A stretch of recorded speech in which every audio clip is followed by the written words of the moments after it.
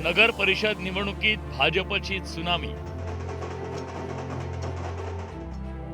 सर्वाधिक नगर परिषदांमध्ये फुललं कमळ।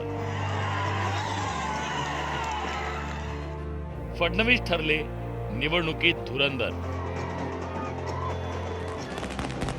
नगर परिषद निवडणूक निकालात जणू भाजपचं वादळ आल्याचं पाहायला मिळालं।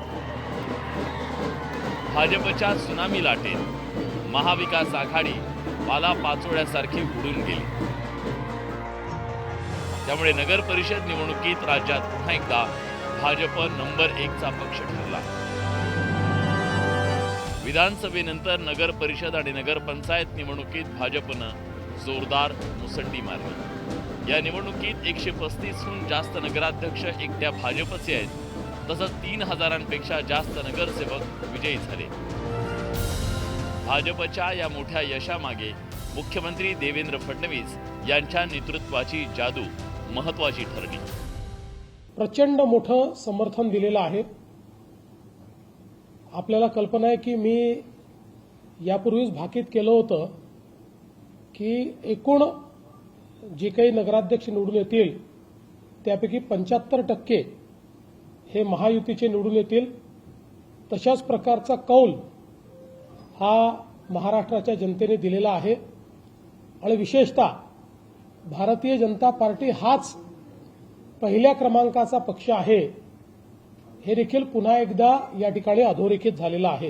या संपूर्ण नगरपालिकेमध्ये जवळजवळ 3000पेक्षा जास्त नगरसेवक फक्त एकट्या भारतीय जनता पार्टीचे जिंकून आले। याचा अर्थ देवेंद्रजींच्या नेतृत्वात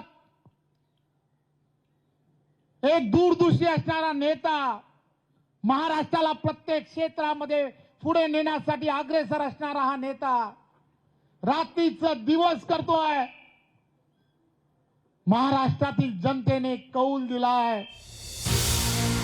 या निवडणुकीचं वैशिष्ट्य म्हणजे काही नगर परिषदांमध्ये महायुतीतील मित्रपक्षांसोबत भाजपची मैत्रीपूर्ण लढत झाली।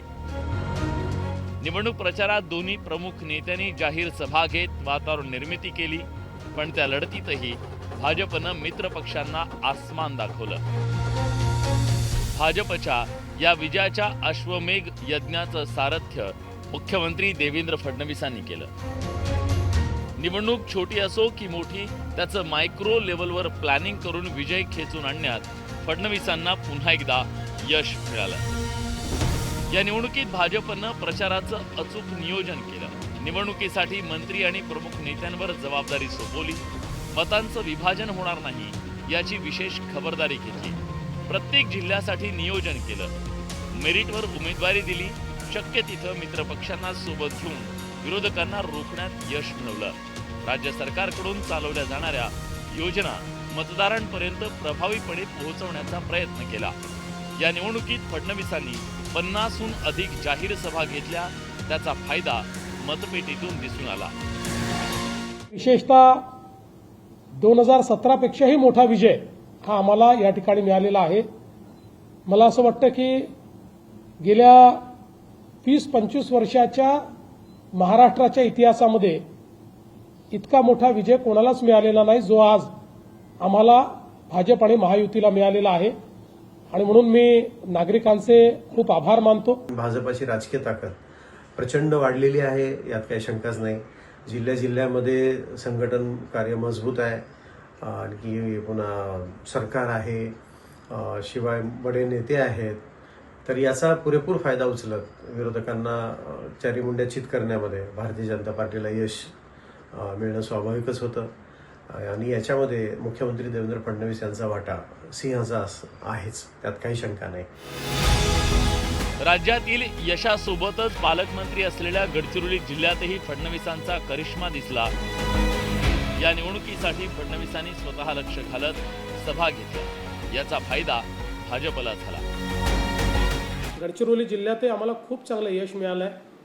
एकूणच तुम्ही जर बघितलं तर जवळपास 15 जागा म्हणजे 15 नगरपालिका अशा आहेत की ज्या ठिकाणी आम्ही मेजॉरिटीत आलो, पण दुर्दैवाने कमी मतांनी आमचे नगराध्यक्ष त्या ठिकाणी पडले आहेत। लोकसभा निवडणुकीत झालेल्या निराशाजनक कामगिरीनंतर अनेकांनी फडणवीसांच्या नेतृत्वावर प्रश्नचिन्ह उपस्थित केलं, पण फिनिक्स पक्षाप्रमाणे फडणवीसांनी विधानसभेत मोठं बहुमत खेचून आणलं. त्यानंतर आता नगर परिषदेच्या निवडणुकीतही फडणवीसांच्या नेतृत्वाचा प्रभाव पाहायला मिळाला. त्यामुळे महाराष्ट्राच्या राजकारणातील निर्विवाद चाणक्य म्हणून फडणवीसांचं नाव पुन्हा अधोरेखित झालं. Bureau report, news 18 Lokmat.